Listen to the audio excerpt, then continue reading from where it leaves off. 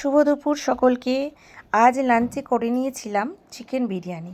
দেখতেই পাচ্ছ খুবই সুন্দর হয়েছিল খেতে, টেস্ট অসাধারণ। কিন্তু এই বিরিয়ানিটা করার কিন্তু কোনো প্ল্যানই ছিল না, হঠাৎই ঠিক হলো বিরিয়ানি করব।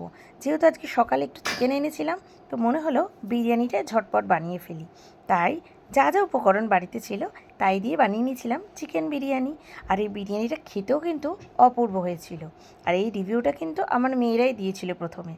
এই দেখো, দেখতে কিন্তু খুবই সুন্দর লাগছে আর খেতেও কিন্তু বেশ টেস্টি। আর সাথে ছিল চিকেন চাপ, স্যালাড আর চাটনি।